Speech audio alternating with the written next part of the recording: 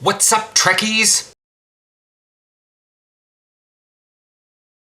Hi! So, I watched a couple other just game streaming people.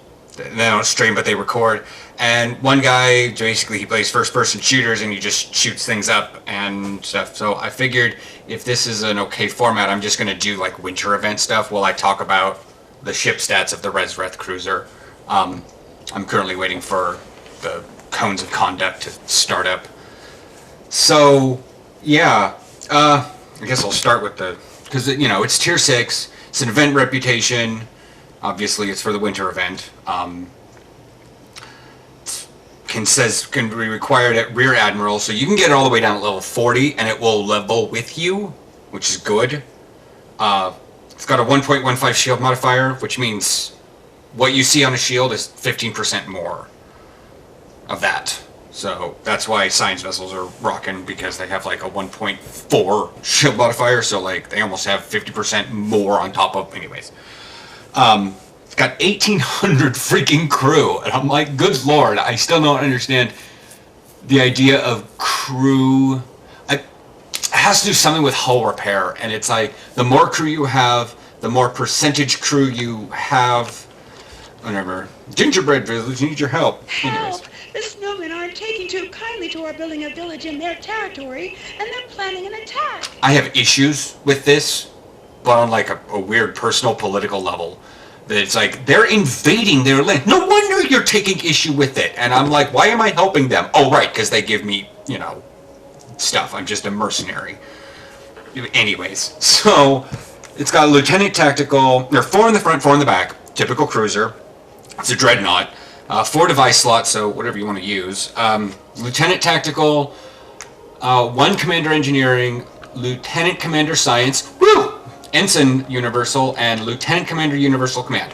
Which I like, because if you like Tactical Bridge Officer abilities, you can put a Tactical Bridge Officer there. I mean, I like Lieutenant Commander Universals. I'd love to weirdly see a Commander Universal, but... We need to activate our village defender. We need to build a snow cone, collect ice and syrup, and deliver it to the town center. Yeah. Anyways, so what it is... So 3 tactical, 5 engineering, 3 science. So obviously, it's got cruiser shit going on, but I don't know. The thing is, it's auras. Aaron plays a paladin, so I'm used to calling those things auras.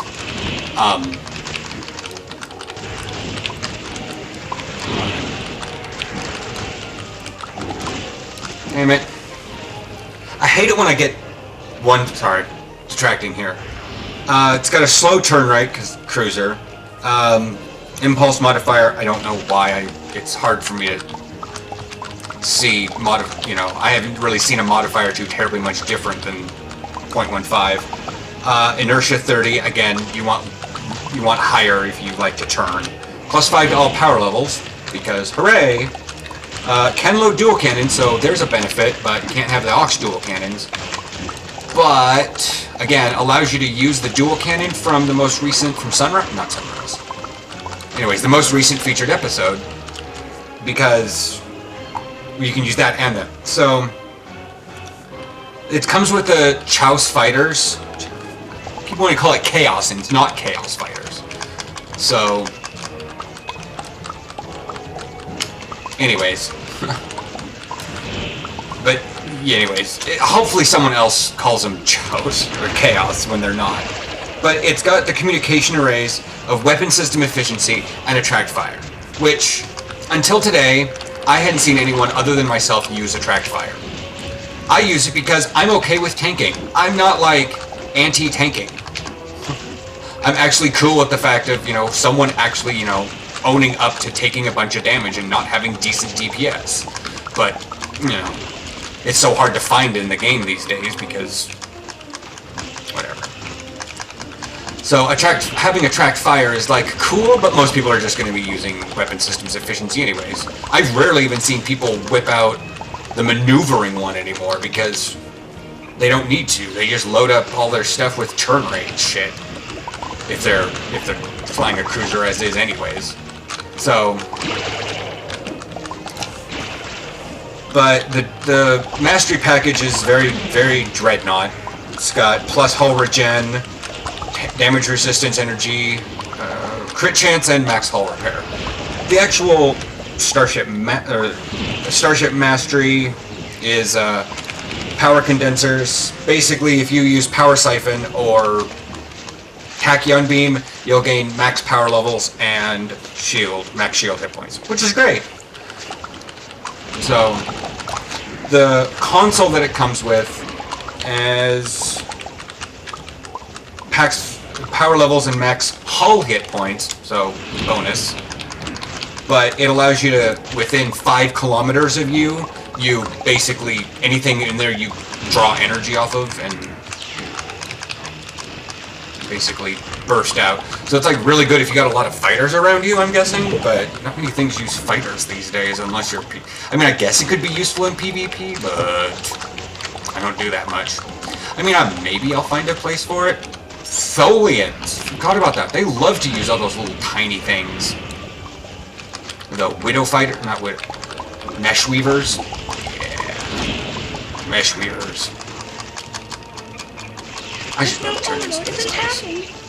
Huh. So, but it's like, so you can blast out big damage? I don't know. It seems shortly, like very narrowly useful. But I guess if you're tanking, you have a lot of things nearby, maybe? And you can do that? Whoa! Anyways, so the Chose fighters are not that great. They have a pulse cannon and a torpedo and a transphasic torpedo launcher. They do polaron damage. When I get this thing, I'm going to load it out with polaron.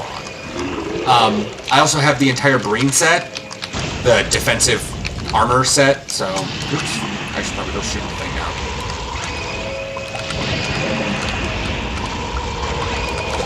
But I don't even have the super ones because I don't even use the carrier that I have. I basically leveled it so that I could get the Starship Mastery.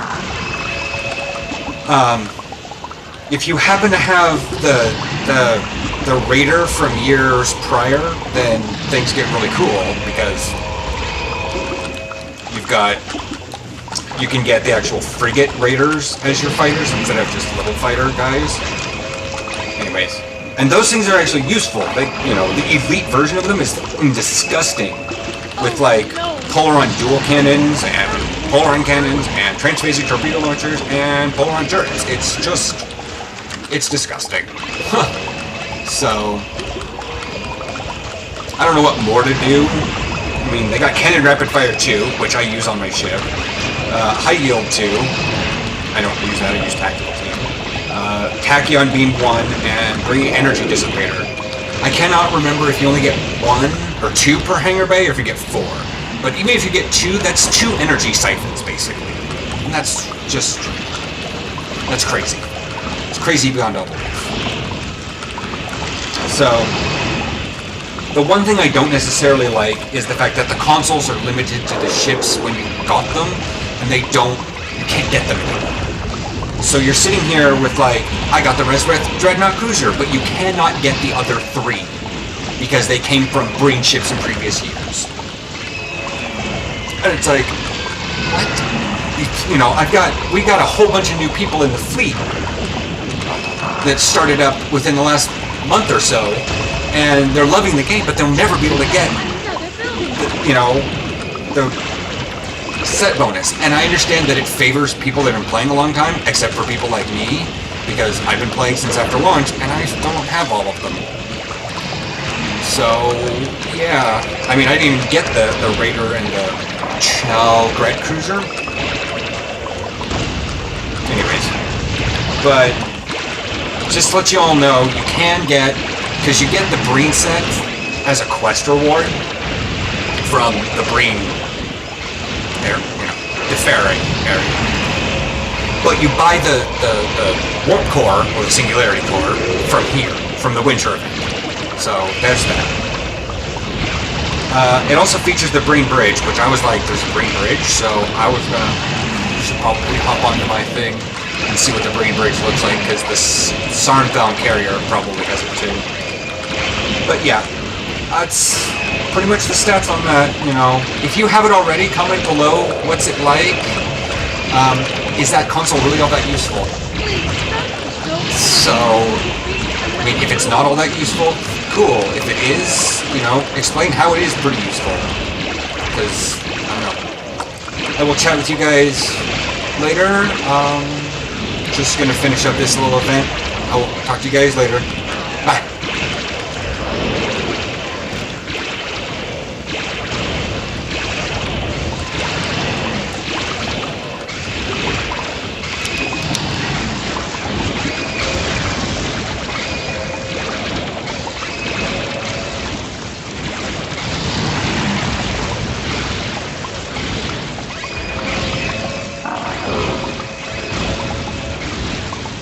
You did it! You helped to defeat the Snow Overlord! Thank you for your help. The villagers would like you to have this reward for saving our home.